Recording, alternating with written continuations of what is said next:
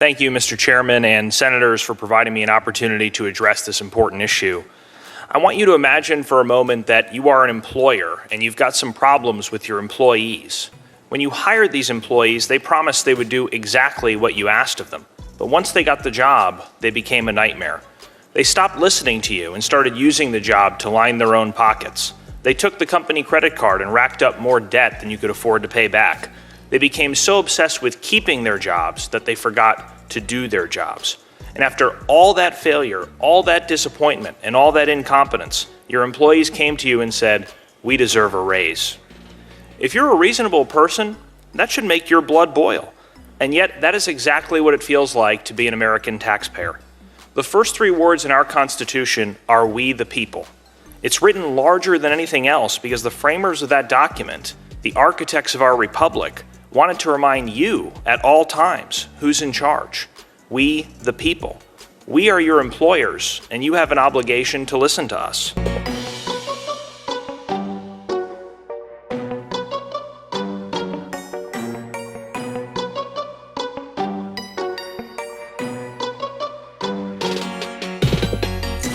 So I come to you with a message from the American people.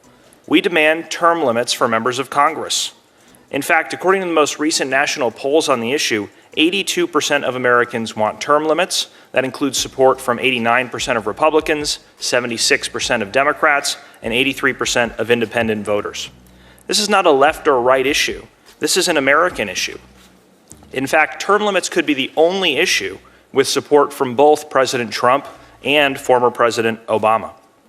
Now, there was a time about 25 years ago when Congress was debating this. Nearly every opponent of term limits up here had the same rebuttal. Experience, experience, experience. We need experience to do this job right.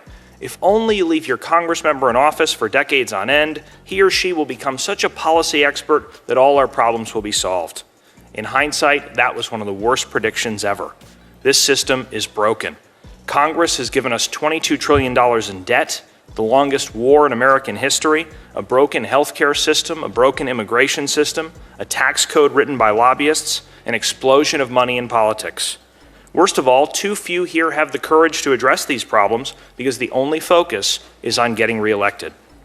That's why it comes as no surprise that Congress has a 14% approval rating, and 60% of Americans say that they would fire every single member of Congress if they could.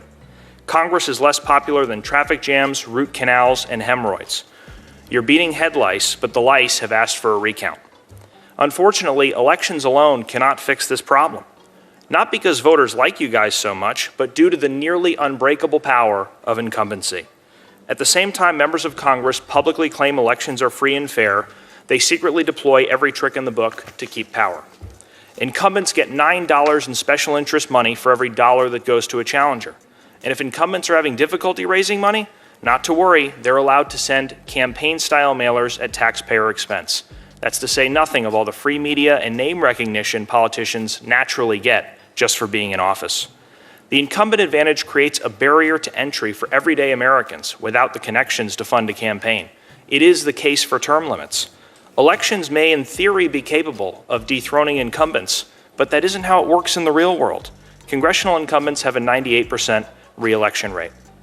That probably explains why Congress looks more like a country club than a melting pot. It's predominantly made up of lawyers and politicians and is disproportionately old, white, rich, and male. Term limits would give us a legislature that better reflects the diversity of our society. The message long-term incumbents send to young people like me seems to be, we want you just close enough to the political process to help us win, but don't get too close and take our jobs. The American people have lost confidence in this Congress, and for good reason. We routinely see abuses of power. 18 months ago, it was revealed that members of Congress were secretly using taxpayer money to settle lawsuits, some for sexual harassment. You still haven't disclosed how our money was spent and on whose behalf. So term limits is a check on arrogance, it's a check on incumbency, and it's a check on power. It's a way to restore political courage while bringing fresh faces and ideas to Washington. As Ben Franklin said, for the rulers to return among the people was not to degrade them, but to promote them. As Kanye West said, no one man should have all that power. Here's the dilemma we face. Over 80% of Americans want term limits to happen. Donald Trump and Barack Obama want it. It is being blocked purely by the self-interest of Congress. If this were a trial, you all would have to recuse yourselves because there is a colossal conflict of interest. If term limits pass, you won't stay in the limelight forever. You won't be the center of attention, and some people might even stop laughing at your jokes. You'll have to become ordinary citizens. And that is, my friends, the entire point. We're asking you to do what's right and listen to the people you represent. It's time to bring the gravy train into the station, end the reign of career politicians, and give Congress back to the people. Please support Senate Joint Resolution 1 for term limits. Thank you.